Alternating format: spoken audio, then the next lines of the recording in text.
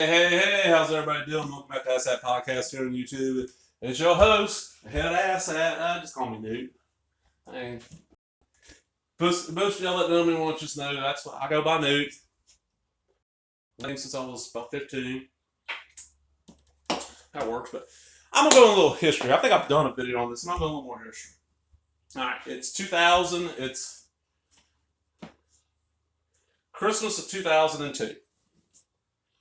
My Aunt Midget, I'll mention her every once in a while, messaged like, hey, what do you want for Christmas? Make a wish list on like Amazon or DVD Empire was a big site I used back then. And I'll get you some stuff. I was like, all right, so I went and I found Brentwood. They became BCI, best known for putting out the He-Man sets, a bunch of cartoon sets. Had these sets of 10 horror movies across 5 discs, one movie on each side, and they were $20 a pop. So $2 a movie. So I told her, hey, I made a list. I put 3 of those sets on there, just give me one. She bought me all 3. And what I didn't know at the time was that these sets would rekindle my passion for non-mainstream horror. And what they were is they would take either stuff that was public domain or stuff that gray market, where nobody really checks the rights and put this stuff out there. Some of these are VHS rips, some of them are not. And this one right here, this is Tales of Terror. Look at the bottom. You got Deep Red, The Hatchet Murders, Christmas Evil, Web of the Spider, Circus of Fear, House on the Edge of the Park, Messiah of Evil, Die Sister Die, Lady Frankenstein, The Werewolf and the Vampire Woman, and Sisters of Death. This is 2002 when this came out. Well, I'm going to go down each film real quick and get into it. Deep Red, The Hatchet Murders. This is the U.S. cut. This is the 96-minute cut of Deep Red by Dario Argento. Somehow this U.S. cut is considered public domain. I don't know why. I'd seen that before. Christmas Evil. It's a horror story about this guy who is a little kid. He comes downstairs Christmas Eve and catches his dad dressed up as Santa Claus having sex with his mother. He freaks out and becomes like obsessed with Christmas and good. And he keeps a log where the naughty kids and the good kids are. He finally snaps and goes around dressed up as Santa Claus killing people. This is from 80 something. Probably best known now because the lead actor in the place of Killer Santa Claus is Fiona Apple's father. Web of the Spider. Alan Foster, a professional American journalist, travels to London to meet Edgar Allan Poe for an interview. While in London, Alan soon finds himself in the company of Lord Blackwood, and Alan accepts a bet to spend a night in his castle. This is a Euro horror. Not bad, not great. Circus of Fear. This is one I've watched at least on here. A group of professional criminals rob a bank truck on the London Bridge. During the heist, one of them shoots a guard who's trying to escape. This leads to a complication that eventually leads the police to the circus. The circus, which has more than its share of troubled personalities, is implicated as the police follow a trail from the robbers and the shooter. Yeah. Now, I mentioned some of these are laser strips.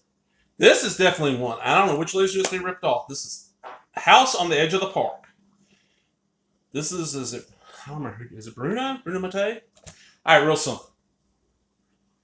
Crew from Last House on the Left, David Hess, and his buddy Giovanni Ribisi. Giovanni Ronce, I think might be his name. They're mechanics. This rich couple pulls in. The car's acting up. Well, we're going to shut down. Well, I'll hook you up if you check it out. We check something small, fix it, and they get invited to a park. This rich couple's house. They go, all rich people. It's a house on the edge of this park. Well, David Hess goes upstairs when one of the women's going to shower and ends up fucking her. While downstairs, his buddy Jonathan Morgan's his name, by the States, is playing cards. You can tell they're cheating on, they're making fun of. So David Hess snaps what's out a straight razor and holds all these people hostage. This is a kind of rape revenge thriller. Warning, spoilers, skip ahead 2 minutes. You find out at the very end that the very beginning of the film, before all this happens, you see this car, David Hess uses his car to push this other car off the road, jumps in the backseat of the other car and rapes this woman, who was played by David Hess's wife at the time. You find out later on that the lead guy, the one who pulled into the garage, that was his sister, and they planned all this out to get the revenge on David Hess. And it is, man, this movie's intense. There's a scene where when the neighborhood teenage girls in the neighborhood comes over and knocks on the door, David Hess gets her in and strips her naked and starts slicing her up with a straight razor. This movie is intense. If you can't handle intensity, don't watch it. But this was a Laserdisc rip. Messiah of Evil. This set and the other PD sets where Messiah got this film well done. It's made by some of the people that worked on Howard the Duck and American Graffiti. This woman goes to a small California town, finding what happened to her father, and there's zombies everywhere. Weird, dreamlike look to it. Very, very, very unique film that thankfully has gotten a good release now. Die Sister Die. And this is one I just don't really give a shit about. Go ahead and scream. Amanda, I can't help you now. A man hires a nurse to care for his alien but nasty and shrewish sister. What he really intends to do, however, is to convince the nurse to join him in a plot to kill him. This was, if I remember, it was a made-for-TV movie. It's not good. It's not good at all. It's one of those where I watched it once or twice and never watched it since then. Lady Frankenstein. Now, this one I enjoy. This is Rosabella Nible. When Dr. Frankenstein is killed by a monster of his own creation, the daughter of his lab assistant, Marshall, continues the experiments. The two fall in love and attempt to transplant Marshall's brains into the muscular body of their servant Stephen. Meanwhile, the first monster seeks revenge on the grave robbers who sold the body parts used in its creation. This is a good Italian, if I remember right, made horror film with just like sleaze and everything. And there's a good copy out there. The Werewolf and the Vampire Woman. This is a Paul Naschy, one of his werewolf movies. Listen to this right up. Two young college girls travel to France in search of the tomb of the vampire Contessa Władyszyna. Join them in the quest as Count Vladimir to find the Silver Cross to free his soul. The Contessa is mistakenly revived and terror reigns as the werewolf tries to make amends. Your blood will boil and your skin will crawl. This is the first time I saw a Paul Naschy film and knew who Naschy was. I saw some of these as a kid, but just didn't know. And then Sisters of Death. Now this is, it feels like a made-for-TV movie. Claudia Jennings is in it, and also, I don't know the actor's name. He played Nat, the guy that ran the Peach Pit on 90210. It starts off, it's like a sorority dinner initiation. It's supposed to be a gun with a blanket put up somebody's head, pull the trigger. Well, somebody put a real bullet in there, one of them dies. They all get ruled and actually they all get off.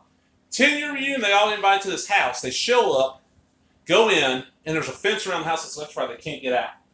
And they're trying to figure out what's going on. Now, I said this feels like a made-for-TV movie because there's multiple scenes in this where this is the only cut that's out there.